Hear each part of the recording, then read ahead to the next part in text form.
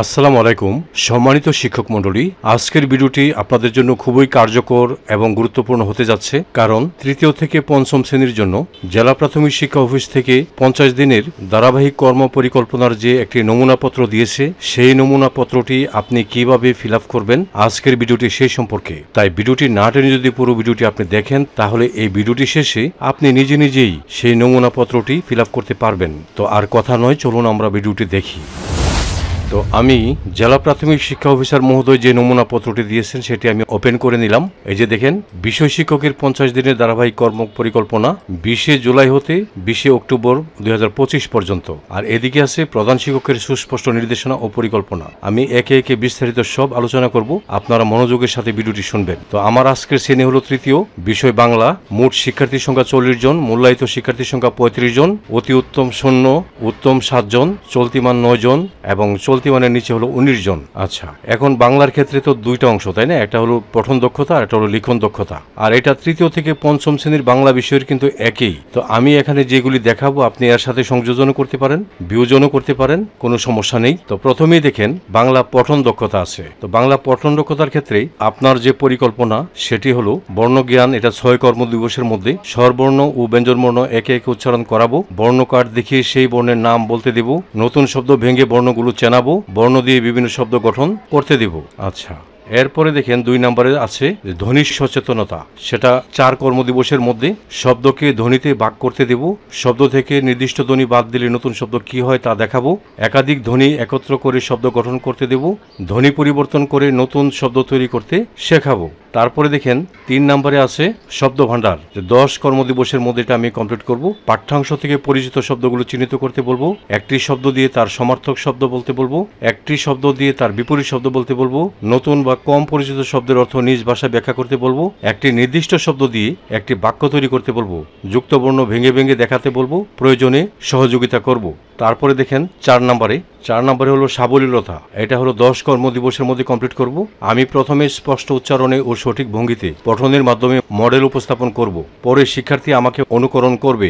শিক্ষার্থীদের নির্দিষ্ট একটি অনুচ্ছেদ জুড়ে জুড়ে পড়তে দিব, 2 শিক্ষার্থীকে একসাথে পড়তে দিব যাতে একজন ভুল করলে অন্যজন সংশোধন করতে পারে। নির্দিষ্ট সময়ের মধ্যে কতটা অংশ পড়তে পারে তা অনুশীলন করাবো, ধীরে ধীরে সময় কমিয়ে আনবো। শিক্ষার্থীদের পছন্দ অনুযায়ী গল্প, কবিতা বা সংলাপ নির্বাচন করে তা দিয়ে পঠন অনুশীলন করাবো। আচ্ছা, এরপরে দেখেন বোধগম্যতা। এটা আমি 10 কর্মদিবসের মধ্যে কমপ্লিট করব। শিক্ষার্থীদের ছোট একটি গল্প বা অনুচ্ছেদ পড়ে শোনানোর পর কিছু সহজ প্রশ্ন করব, পাঠের সঙ্গে সংশ্লিষ্ট ছবি ব্যবহার করে অর্থ বুঝতে সাহায্য করব। শিক্ষার্থীদের দিয়ে পঠিত পাঠের মূল বক্তব্য বা ভাব কি হবে তা বের করতে বলবো। শিক্ষার্থীদের দিয়ে পঠিত অনুচ্ছেদ বা গল্পের সংক্ষিপ্ত সার লিখতে বলবো। ওকে, এরপরে দেখেন 6 নম্বরে হলো অনুসিদ্ধান্ত হলো 10 কর্মদিবসের মধ্যে এটা কমপ্লিট করব। ছবি দেখে অনুমান করানো শেখাবো, অপূর্ণ বাক্য কিভাবে সম্পূর্ণ করতে হয় তা শেখাবো, এটা আমি 2 বার লিখে ফেলেছি, আপনারা একবার কেটে দিবেন। স্বর এবং অনুভূতির বিশ্লেষণ শেখাবো, অস্পষ্ট তথ্য থেকে ধারণা তৈরি শেখাবো, সংলাপ বিশ্লেষণ শেখাবো, ছোট নাটকে অভিনয়ের মাধ্যমে অনুসিদ্ধান্ত নিতে সহযোগিতা করব। আচ্ছা, এখন দেখেন আমি তো মাত্র পঠন দক্ষতাগুলি লিখলাম 6টা, তাই না? এখন তো আমার লিখন দক্ষতা লেখার জায়গা নেই, তাই এখানে বলছে প্রয়োজনে অতিরিক্ত কাগজ ব্যবহার করুন। আচ্ছা, আমি নিচে করলাম, এই যে এখানে ব্যবহার করলাম। এখন হলো আমার লিখন দক্ষতাগুলি কি দেখেন, সঠিক প্রবাহ।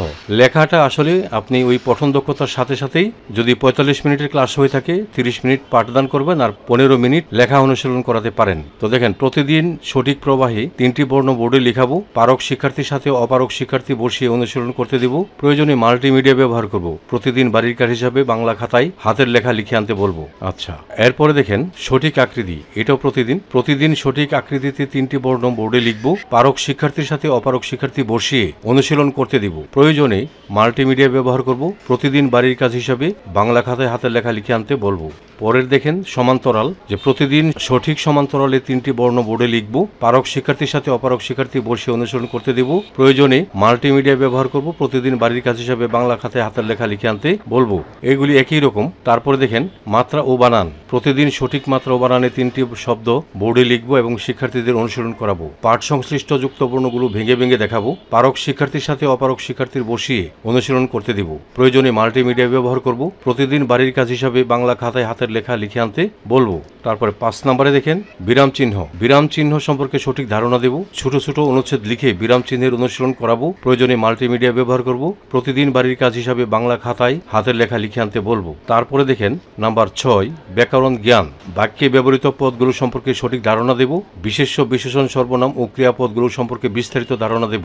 বাক্যে ব্যবহৃত শব্দগুলোর কোনটি কোন পদ তা বলা ও লেখার মাধ্যমে অনুশীলন করাবো। প্রয়োজনে মাল্টিমিডিয়া ব্যবহার করব। প্রতিদিন বাড়ির কাজ হিসেবে বাংলা খাতায় হাতের লেখা লিখে আনতে বলবো। আচ্ছা, যেহেতু 6টা শেষ, সবশেষে কিন্তু এই পেজের মধ্যে বিষয় শিক্ষকের নাম ও স্বাক্ষর এবং প্রধান শিক্ষকের সিল ও স্বাক্ষর দিয়ে নেবেন। ঠিক এই পেজের মধ্যেও বিষয় শিক্ষকের নাম ও স্বাক্ষর, প্রধান শিক্ষকের সিল ও স্বাক্ষর দিয়ে নেবেন। আচ্ছা, এখন আমাদের প্রধান শিক্ষকের সুস্পষ্ট নির্দেশনা ও পরিকল্পনা কি দেখেন। আমি এখানে যা লিখছি আপনি এটাকে আপনার মতো করেও লিখতে পারেন। আমি আমার মতো করে লিখেছি।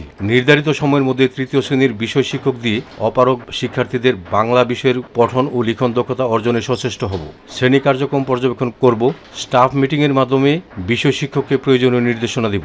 শিক্ষার্থীদের বিদ্যালয়ের নিয়মিত উপস্থিতি ও বাড়িতে পাঠাভ্যাসের জন্য নিয়মিত হোম ভিজিট সহ মা ও অভিভাবক সমাবেশ করব। এটা হলো প্রধান শিক্ষকের সুস্পষ্ট নির্দেশনা ও পরিকল্পনা। তো আমি আবারও বলছি যে এটা আমার মতো করে আমি লিখছি, আপনি আপনাদের মতো করেও লিখতে পারেন। আমার এটা জাস্ট একটি আইডিয়া। আশা করি আমার এই ভিডিওটি আপনাদের ভালো লেগেছে। তো এই ধরনের ভিডিও পেতে আপনারা চ্যানেলটিকে সাবস্ক্রাইব করে রাখবেন। তো এই ছিল আমার আজকের ভিডিও। আশা করি আমার ভিডিওটি আপনাদের একটু হলেও উপকার আসবে। যদি আমার এই ভিডিওটি আপনাদের একটু হলেও উপকার আসে তাহলে লাইক, কমেন্ট এবং শেয়ার করে দিবেন। সেই সাথে চ্যানেলটি সাবস্ক্রাইব করে আপনারা আমার সঙ্গে থাকবেন। আপনারা সকলেই ভালো থাকবেন। খোদা হাফেজ।